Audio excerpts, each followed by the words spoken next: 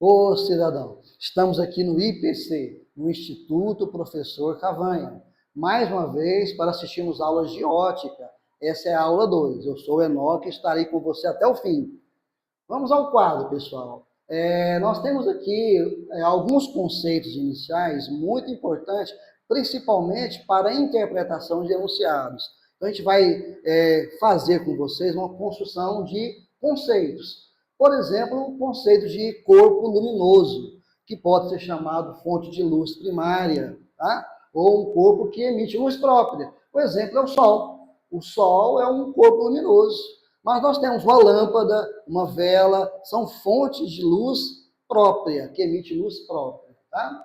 E nós temos também o corpo iluminado. O corpo iluminado é chamado de fonte de luz secundária. Secundária por quê? Porque, na verdade, é uma fonte de luz que reflete a luz do corpo luminoso. Tá? Então, por isso que é secundária. A gente fala de fonte de luz secundária, porque primeiro tem que ter o corpo luminoso. Esse tem que existir primeiro, para isso aqui existir depois. E nós vamos falar do poder que a gente vai enxergar. Como é que eu enxergo? Como é que eu vejo o sol? Como é que eu vejo o carro?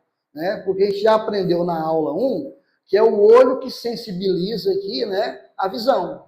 Que capta a luz e vai formar a visão. Tá? É esse olho que é o captador, que é sensibilizado pelos raios de luz. Se esse olho não for sensibilizado, eu não enxergo. E eu não vou enxergar por dois motivos. Ou ele não emite luz própria, então esse corpo não está emitindo luz própria, que é o corpo luminoso, ou ele não está refletindo a luz, né, que vem do sol. Então veja bem, quando esse cidadão enxerga o carro na sua forma e na sua cor, por exemplo, ele está enxergando porque o carro está refletindo difusamente a luz do sol. Que aí a gente vai perceber a forma, a cor, o tamanho, né? Então, esse carro não emite luz. Se ele não emite, eu não enxergaria o carro. Então, para poder enxergar, eu tenho que colocar esse carro diante de uma fonte de luz própria. O sol, por exemplo. Aí eu enxergo o carro. Então, nós só enxergamos por esses dois motivos. Ou porque um corpo emite luz própria, como sol, estrelas, lâmpada, vela, ou os corpos iluminados, qualquer objeto que eu enxergo, presente, né, na luz criada por um corpo luminoso. Tá certo, pessoal? Como vocês viram aqui, nós usamos aqui umas retas, né, para indicar os raios de luz. Vamos aqui definir aqui 3 feixes de luz diferentes que nós vamos utilizar no nosso cotidiano, nos fenômenos ópticos, como reflexão, refração, né? Nós temos aqui um feixe de luz, vários raios de luz divergente, diverge de um ponto. Tá? Está espalhando para um ponto. Nós temos aqui um feixe, vários raios de luz, convergente, que converge para um ponto. Tá? E nós temos aqui um feixe paralelo. Os raios de luz aqui não se cruzam, tá? E é chamado feixe de luz paralelo. A gente utiliza bastante isso aí na ótica geométrica. Então, divergente, convergente e paralelo. Esses feixes de luz vão estar também passando pelos meios de propagação, porque esse feixe divergente vai espalhar e percorrer qualquer um desses meios. Esse feixe convergente vai convergir, vindo se propagando em qualquer um desses meios, assim mesmo, paralelo.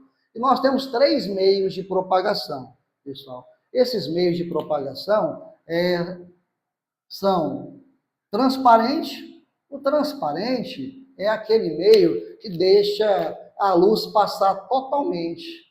Então, aqui não interfere na propagação dos raios de luz.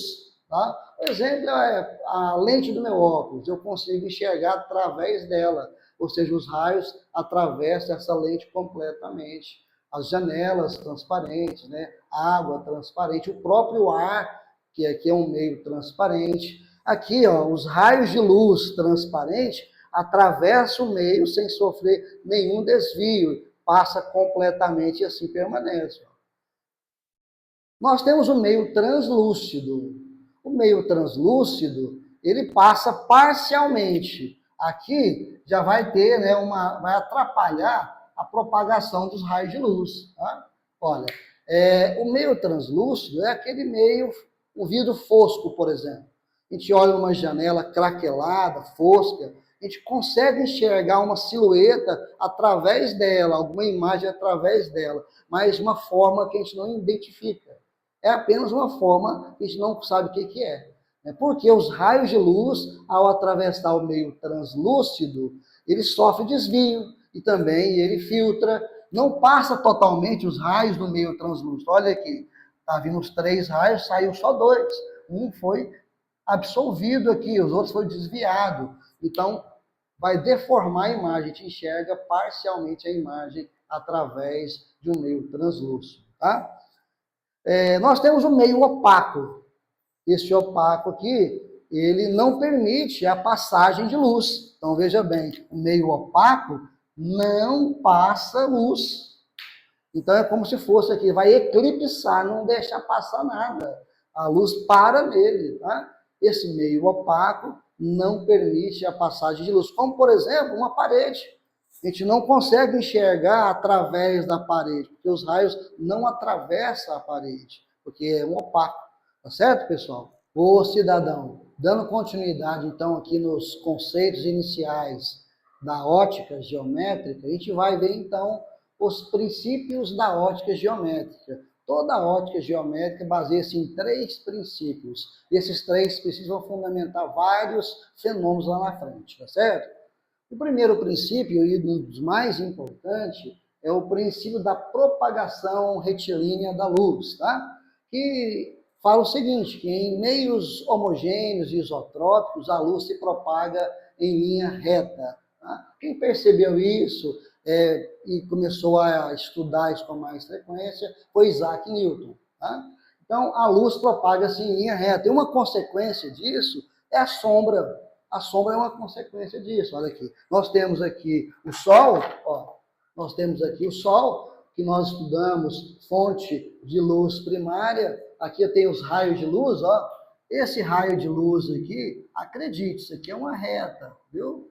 Ó, passa rente é perto, pertinho.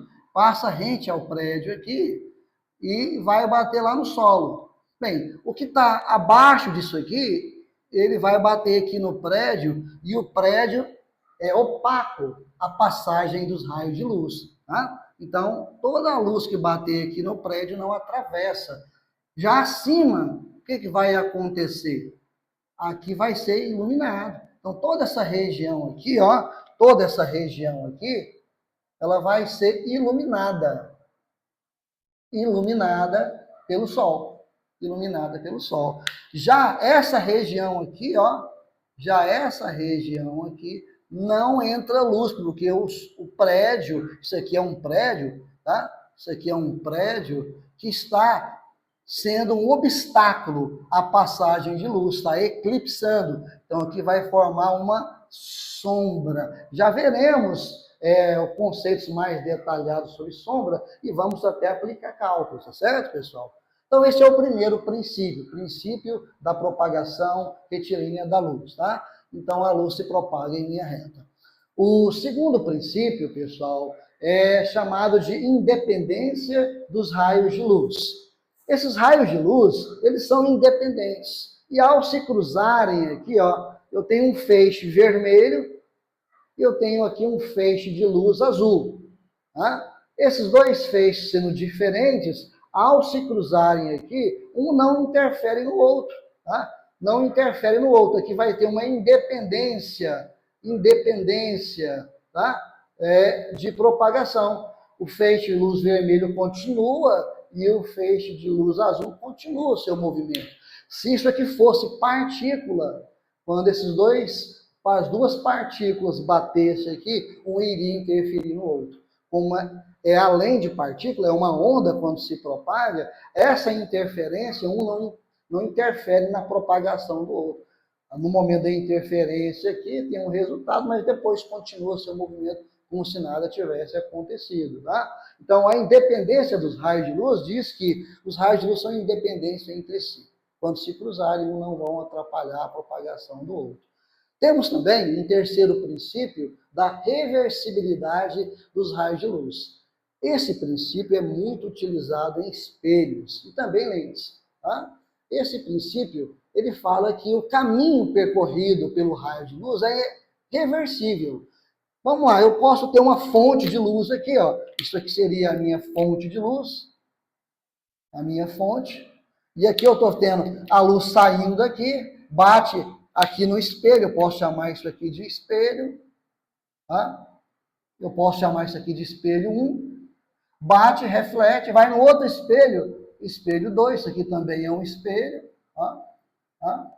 Então a luz bateu, refletiu e refletiu. Então esse é o caminho 1 aqui, ó. Saiu daqui, de baixo para cima. Eu posso trocar esse spot e colocar lá em cima, que vai percorrer o mesmo caminho. Se eu colocar o spot aqui lá em cima, o raio vai ser reversível. Em vez de estar indo para cima, agora vai estar para baixo. Ó, bate aqui no espelho, bate no outro espelho e volta. Olha a reversibilidade. Caminho 1 subindo. Caminho 2 descendo, ó. Descendo. Então, essas trajetórias são reversíveis. Isso é muito importante.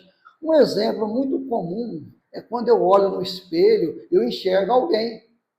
Como eu vejo a imagem no espelho, o raio de luz sai da pessoa, bate no espelho e chega até meus olhos, sensibiliza meus olhos. Mas quando eu vejo alguém, esse alguém também me vê.